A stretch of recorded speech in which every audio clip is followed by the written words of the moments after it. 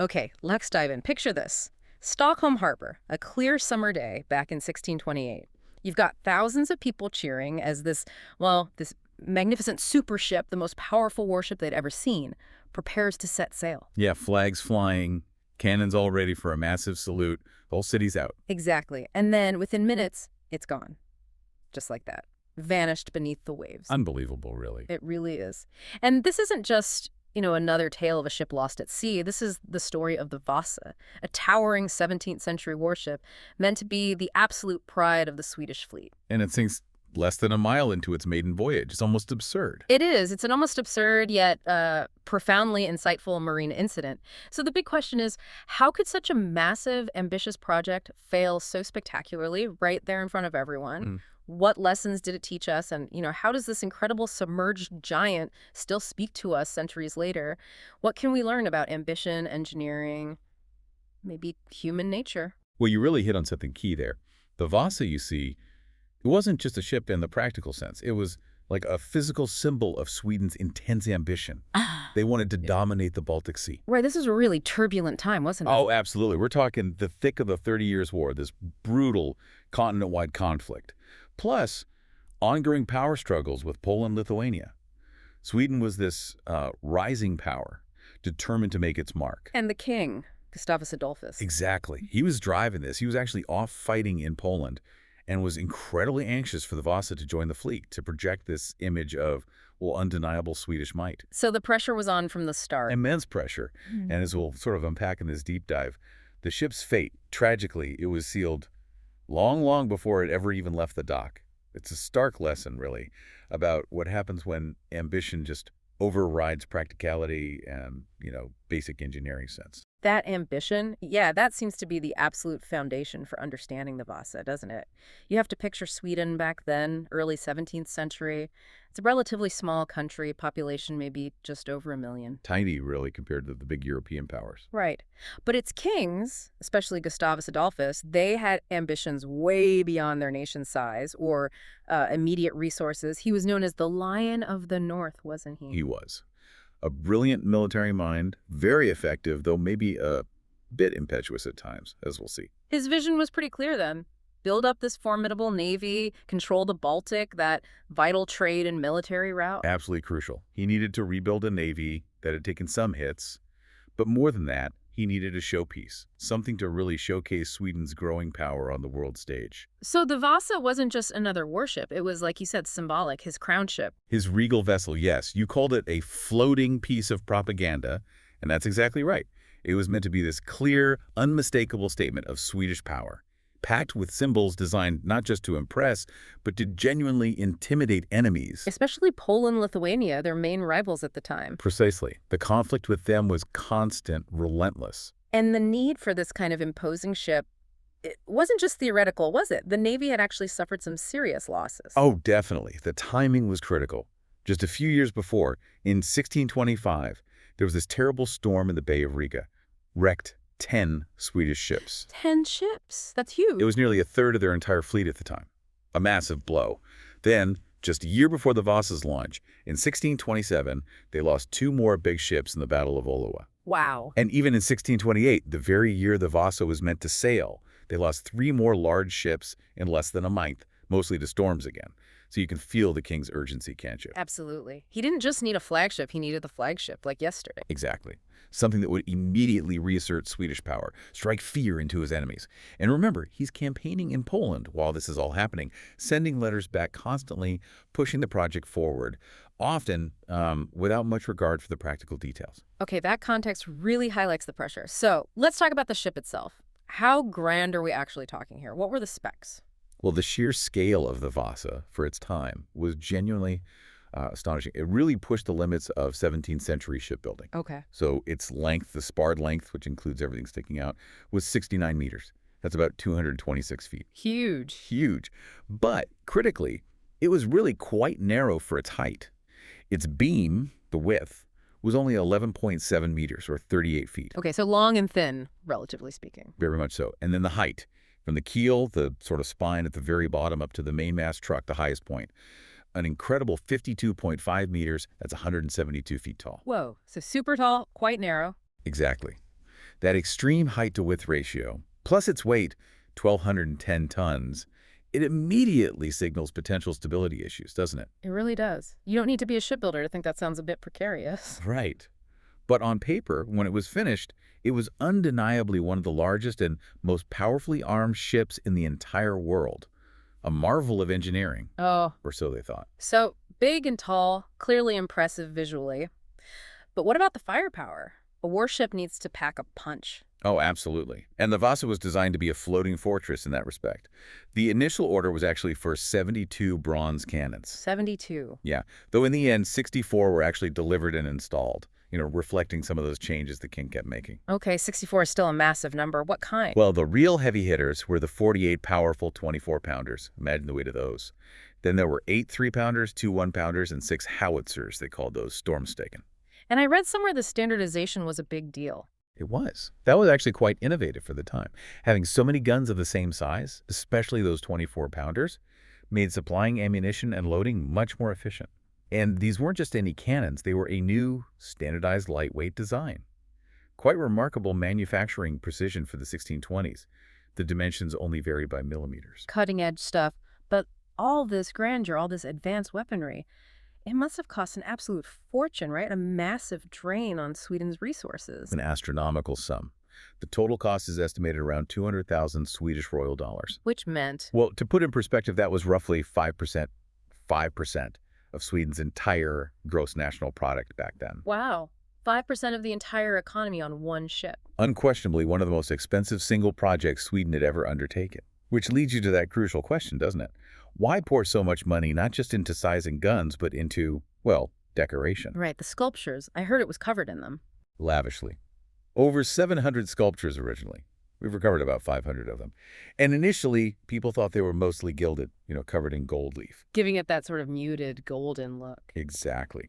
But detailed research, paint analysis and such, revealed something much more vibrant. They were actually painted in polychrome, multiple bright, often contrasting colors. Reds, blues, greens. So less floating gold and more like floating fireworks. Aha. That's a great way to put it. Yeah, very much in the Mannerist style of the Renaissance expressive, sometimes elongated figures, bright, sometimes even clashing colors. A huge contrast to the later, more restrained gilding you see on ships like England's Sovereign of the Seas. So it was a visual spectacle, a work of art, as much as a war machine. Precisely. And maybe that's a hint of the problem, isn't it? When the symbolic value, the propaganda purpose, starts to overshadow the basic engineering needs, well, even a huge investment can become a liability. Makes sense. The decorations themselves were packed with meaning. Lions everywhere. Symbol of Sweden, symbol of the king himself, the Lion of the North. Then you had Roman emperors, Gustavus Adolphus, liked comparing himself to Augustus. Biblical heroes like Gideon and David, figures he identified with in his Protestant campaigns. Even griffins, representing his father, Charles IX. So layers of meaning, all glorifying the king in Sweden. Absolutely. But what's really fascinating, almost comical if it weren't so tragic in context, are the crude jokes aimed at enemies. Jokes on a warship. Yeah, like carvings of Polish nobles shown being crushed under heavy cranes on the deck. Apparently, you could only see them properly if you were sitting on the ship's toilets. You're kidding? Nope. It just underscores that this ship had this huge metaphysical function. It was a moving billboard for national ambition, meant to be seen, admired, and feared. Camouflage wasn't the point. Intimidation was. Okay, so this is where the story takes that sharp turn, isn't it? From this grand ambition, this floating spectacle, to, well, catastrophic failure. And the core issue wasn't bad luck, like a sudden storm or an enemy attack. No, not at all. The problem was, as you said earlier, baked right into the ship's design. Fundamentally, it was just unstable. Dangerously unstable. That's the term used again and again. Simply too tall, too narrow, way too top-heavy. And crucially, not enough ballast-heavy material like stones in the bottom of the hull to counterbalance everything piled up high. And that thing about the gun deck being too low. Yes, a critical, glaring flaw. The lower gun deck, where those massive 24-pounders were located, sat perilously close to the waterline.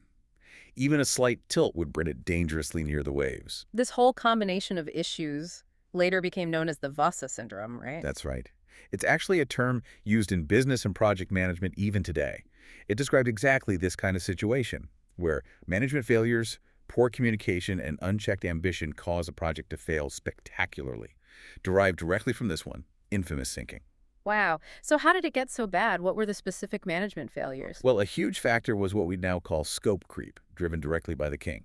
The original design, the one initially approved, was for a ship about 108 feet long, single gun deck, 32 cannons. Manageable. Okay, seems reasonable. But then, Gustavus Adolphus gets word that his rival, Denmark, is building a bigger ship. And crucially, one with 2 gun decks. Ah, the competition factor. Exactly. Yeah. Pure one-upmanship. In a fit of competitive pique, he immediately orders the Vasa to be enlarged. The length increases first to 120 feet, then again to 135 feet, and, the most critical change, add a second gun deck. Which sounds cool, But it dramatically raised the ship's center of gravity without making it proportionally wider. Think of trying to balance a tall, skinny object versus a shorter, wider one. It made the ship inherently less stable. so he was literally trying to outdo the Danes, even if it wrecked his own ship's design. Pretty much sums it up. Yeah. And this decision just led to more changes. The number of cannons ballooned 36 in 2 rows, then tweaks to add smaller cannons, mortars, finally settling on those 64 large cannons for ammo standardization. And the sculptures. And the 700 sculptures, yes. He insisted on them, prioritizing that visual propaganda element over basic stability. The king, brilliant on the battlefield, but he just didn't have the technical grasp to understand that piling all that weight, especially heavy bronze cannons high up on a second deck, would make the ship dangerously top-heavy. So haste and pride just overrode common sense. Haste was a huge factor, too. He was impatient, wanted this massive warship ready for his Polish campaign now. Safety, sound, naval architecture. They took a backseat, tragically. What about the shipbuilders themselves? The guys actually trying to build this thing, they must have been tearing their hair out. It must have been an incredibly difficult, stressful position.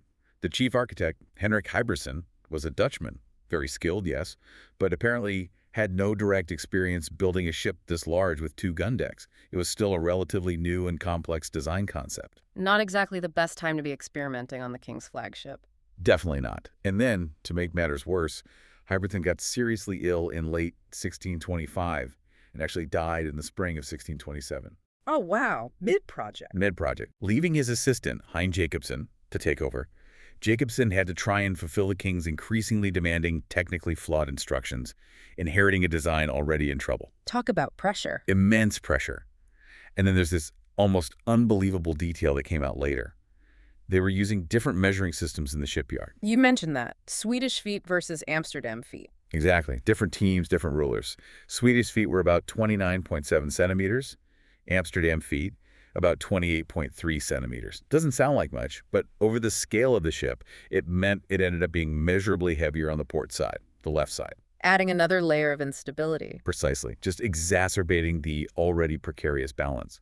And things like the cannons taking an extra year to cast just added delays, making the king even more impatient. Which brings us back to that crucial point. With all these red flags, the design changes, the instability, maybe even the measurement issues, why didn't anyone put their foot down? Surely experienced sailors, the admiral, someone saw this coming. That's the really tragic human part of this whole saga.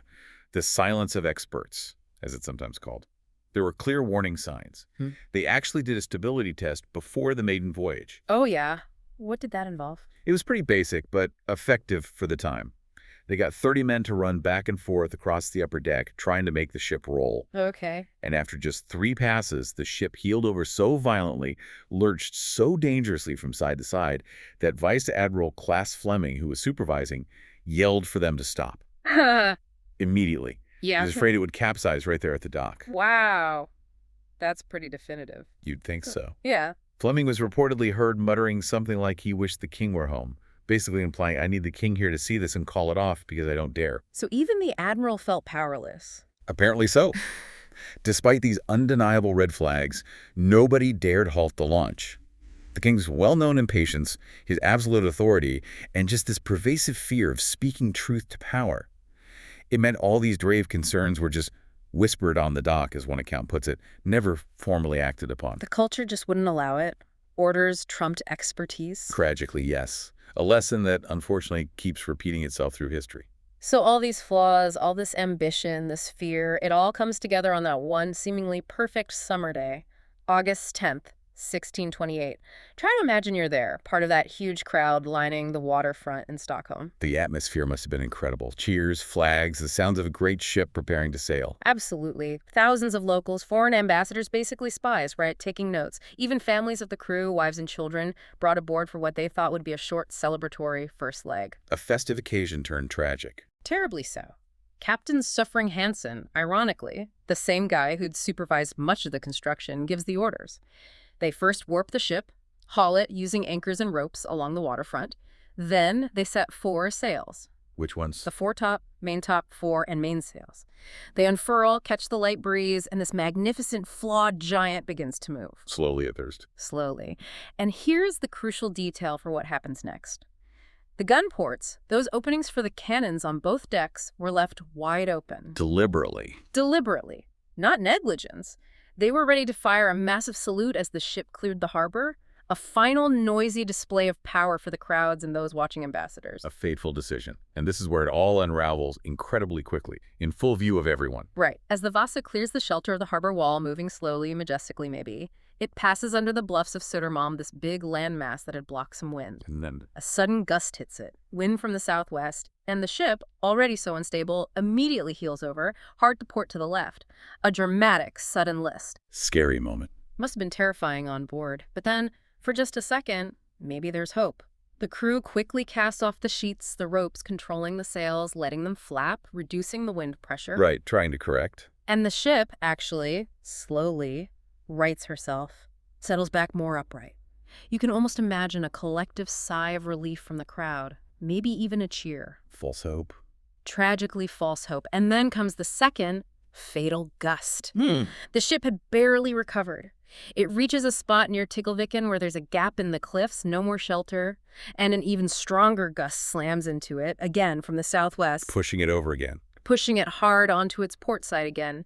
But this time, the list is much, much worse, and those open lower gun ports. The ones near the waterline? Exactly. They dip below the surface, and water just starts pouring in.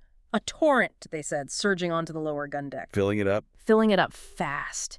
And the sheer weight of that water building up inside just completely overwhelmed the ship's tiny bit of stability, its ability to right itself. Its fate was sealed right there. It didn't stand a chance. Yeah. All that top-heavy design, the low gun ports, it was just waiting for this to happen. The water flooding in basically pulled it down. An unstoppable force. It sounded like it went down incredibly fast. Brutal. Incredibly fast. Reports say it swiftly sank. Some say in as little as 5 minutes, others say maybe less than an hour total from setting sail, but the end was quick. The grand warship just disappeared under the waves. It's so close to shore. Ridiculously close. Only about 120 to 130 meters out, maybe 400 feet. Right there, in full view of the horrified crowds. The death toll. Estimates vary, but somewhere between 30 and 53 people lost their lives.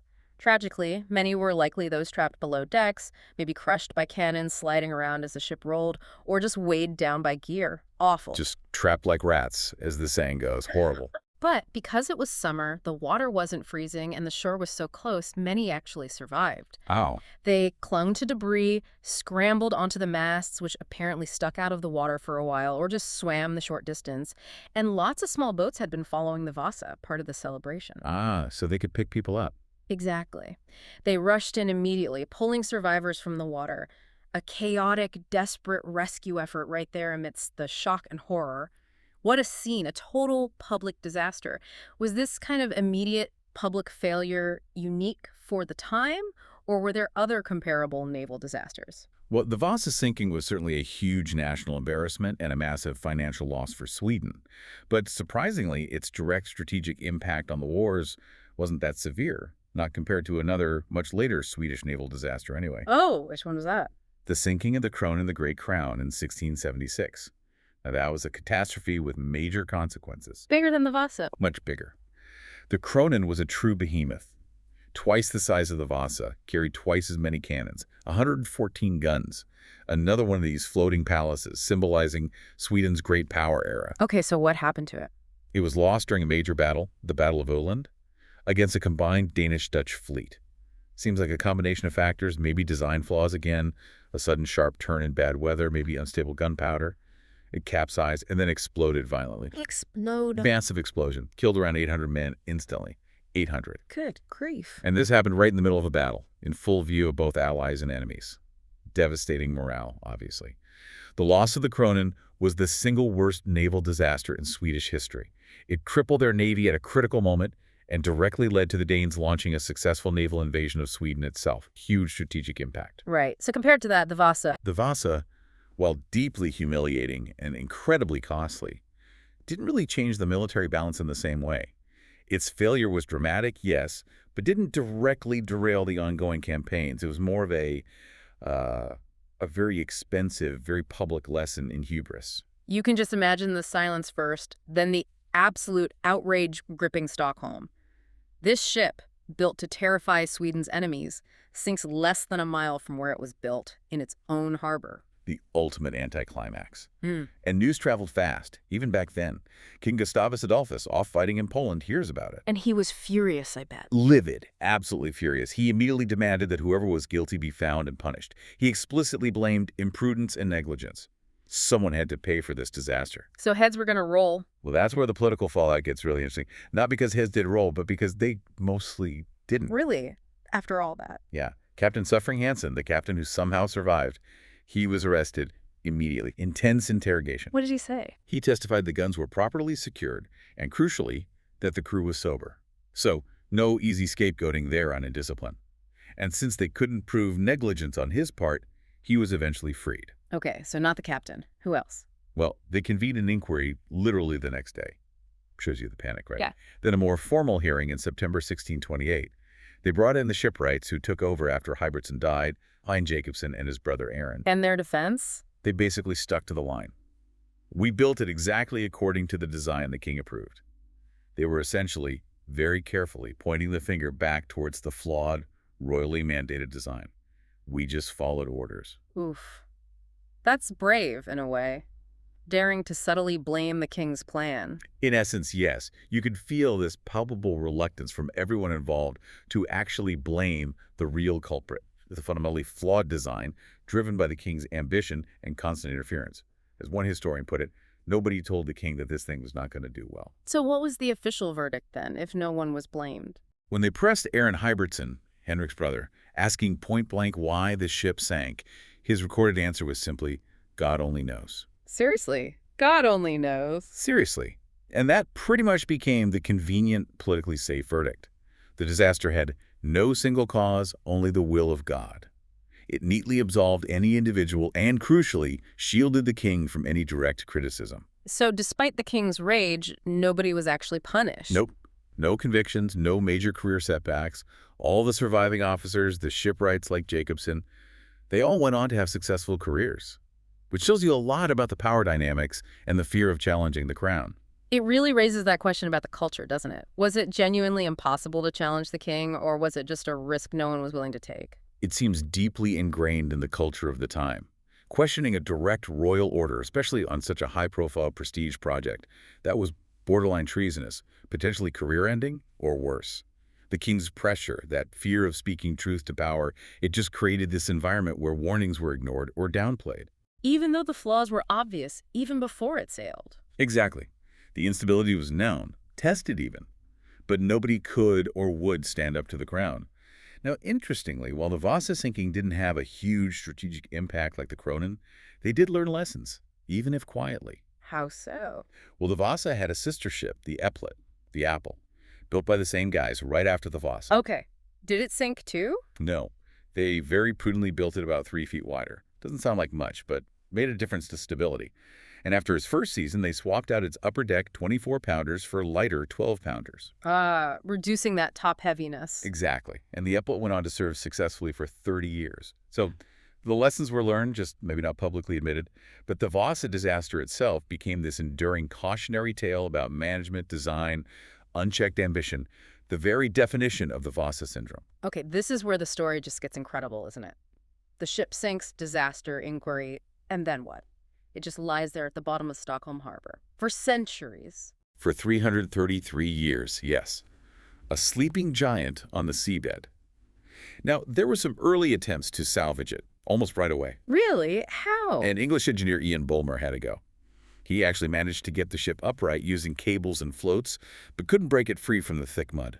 The suction was too strong. But they did get something valuable out, didn't they? The cannons. Ah, yes, the bronze cannons. Remember how expensive they were? Hmm. More than the ship itself, potentially.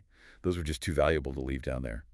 Between 1663 and 1665, a team led by Albrecht von Trilleben and Andreas Peckel managed to recover most of them. How on earth did they do that in the 1660s? Using a diving bell. It was basically a big, heavy wooden bell lowered upside down. It trapped a pocket of air inside, allowing divers, mostly Swedish and Finnish guys, to go down for short periods, maybe 15, 20 minutes, and work on attaching lines to the cannons to haul them up. Incredible ingenuity. It really was. They retrieved over 50 of the 64 guns. Those were then melted down, the bronze reused for cannons on other, hopefully more seaworthy ships. Very pragmatic. But the hull itself. The wooden hull, with 17th century tech, was just considered unsalvageable. So it was largely left alone, forgotten by most, just settling deeper into the mud, becoming a legend. Until the 20th century. And the preservation. Yeah. That's almost miraculous, isn't it? How did a wooden ship survive for over 300 years underwater? It is almost as incredible as the sinking itself. Just really unique, lucky combination of factors specific to the Baltic Sea environment where it sank. Okay, what were they? First, location. It sank in relatively shallow water, about 32 meters or 105 feet deep, right in the sheltered harbor. No violent ocean storms or strong currents to break it apart. Makes sense. What else? The water itself. The Baltic is brackish, low salinity, not very salty. This is absolutely key because it meant no shipworms. Shipworms. Yeah, nasty little wood-boring mollusks like Teredo nivalis or crustaceans called gribble. In saltier oceans, these things devour wooden wrecks, sometimes in just a few decades. The Baltic's brackish water kept them away. Wow, okay, so no natural predators for the wood. That's huge. Huge. Then the conditions on the seabed. The bottom of Stockholm Harbor back then was an anaerobic environment.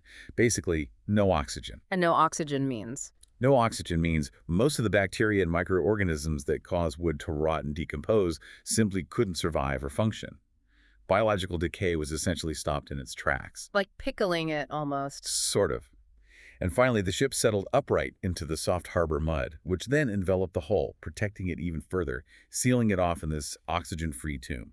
A perfect, dark, cold, oxygen-starved time capsule. Allowing it to survive almost intact, sculptures and all. Incredible. Astonishingly intact, including delicate carvings, even organic stuff like clothes, leather, things that almost never survive. So it wasn't completely forgotten, but it took a special kind of person to actually find it again. That's right.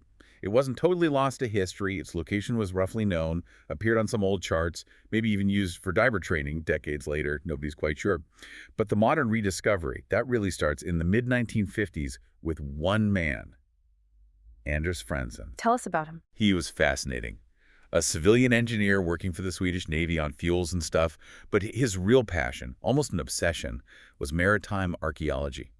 Specifically, finding Sweden's lost historic shipwrecks. A hobbyist, basically. An incredibly dedicated and knowledgeable hobbyist. He spent years, often on his own time, own dime, poring over old documents, charts, talking to fishermen, trying to pinpoint locations. A real historical detective. How did he zero in on the Vasa? Persistence. He developed this method of dragging a special core sampler, basically a tube designed to punch into the seabed and pull up a sample. He was looking for black, waterlogged oak. Yeah. Then, in 1955-56, there was some city planning going on, sonar surveys for a new bridge, and they detected this large lump on the seabed in the right area. Uh-huh. Franzen focused his efforts there. He kept dragging his sampler, and finally he pulled up cores containing unmistakable blackened oak, proof of a large, ancient wooden structure. Must have been exhilarating. Immense excitement.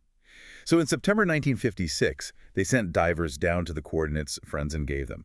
And there she was, a massive warship, sitting upright, 2 rows of gun ports, clearly visible.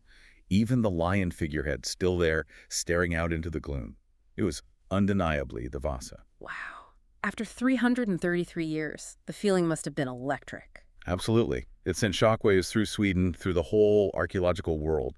The sleeping giant had been found. Finding it is one thing. Getting it out, after 333 years underwater, this massive, fragile, waterlogged structure, how do you even begin to lift something like that without it just falling apart. That sounds like an engineering nightmare. It was an unprecedented challenge, yeah. Yeah. A truly monumental undertaking that required incredible ingenuity and, frankly, bravery from the divers and engineers.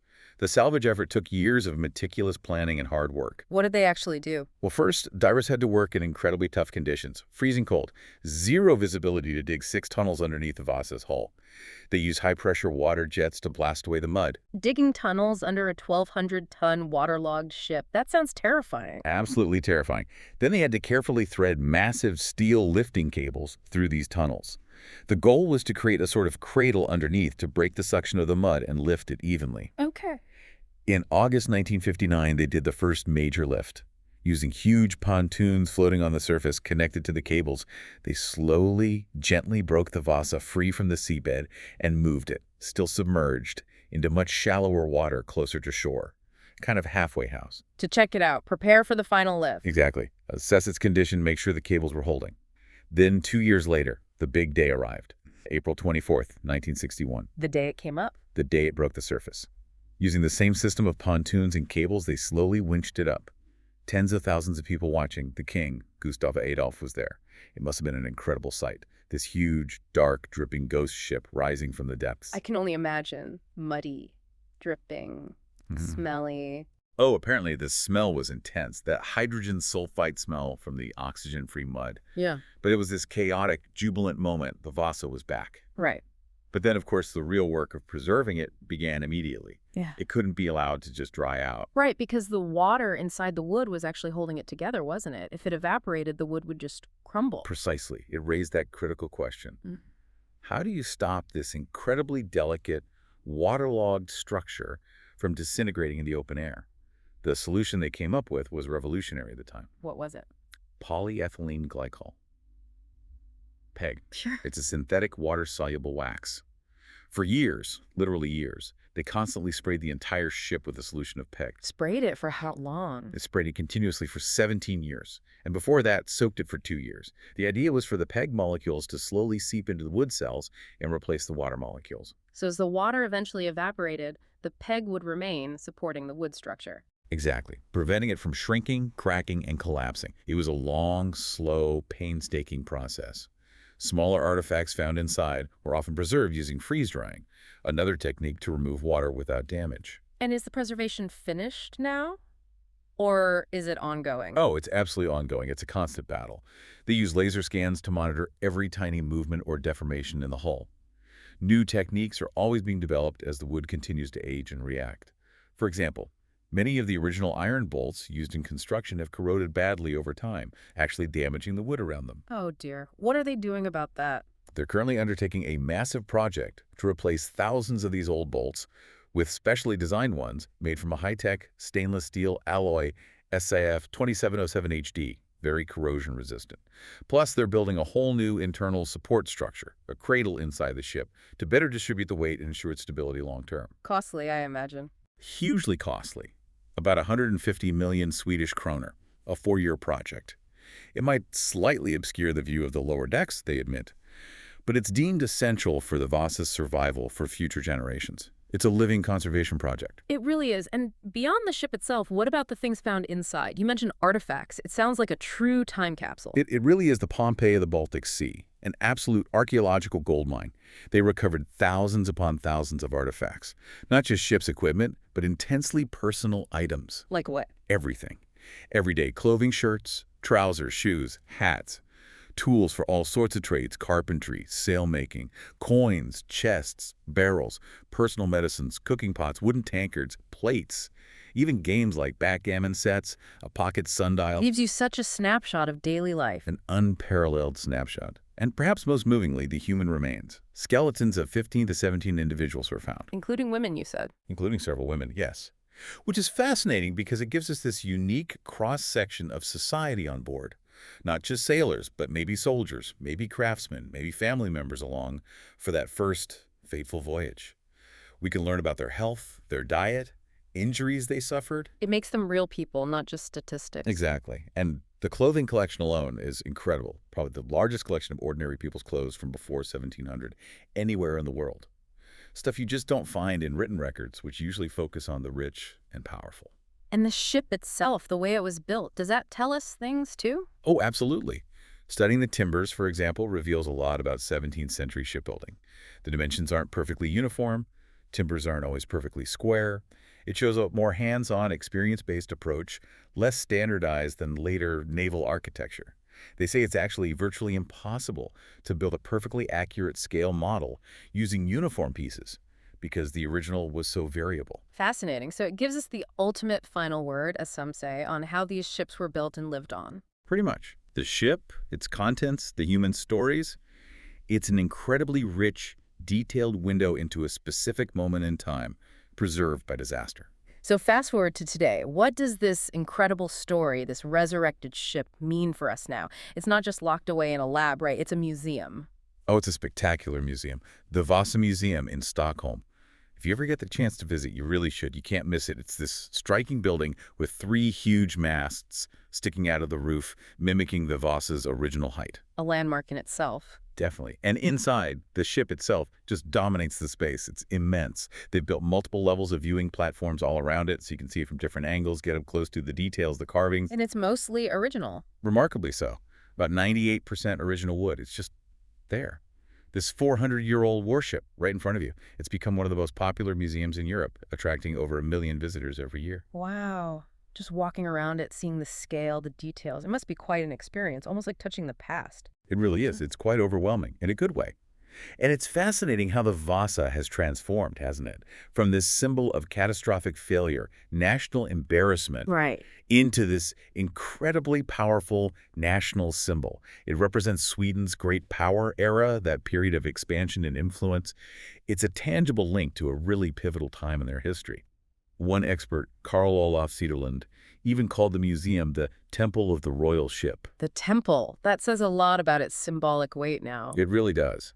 But beyond the national pride aspect, its story remains this potent, universal cautionary tale, doesn't it? About haste, pride, ignoring the experts. Exactly. About the dangers of unchecked ambition, poor communication, ignoring those clear warning signs.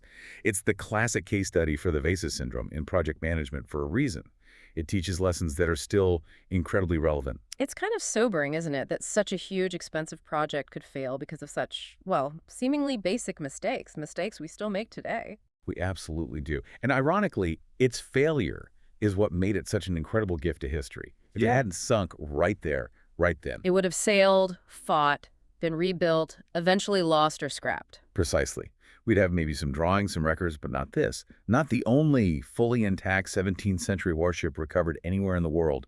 Its failure preserved it for us, making it invaluable for understanding that whole era of shipbuilding, naval life, warfare. Absolutely invaluable. The ship, the artifacts, they provide this unparalleled deep dive into the past. It's this enduring monument, a monument to hubris, yes, but also to human endeavor and ultimately to the incredible power of preservation and archaeology.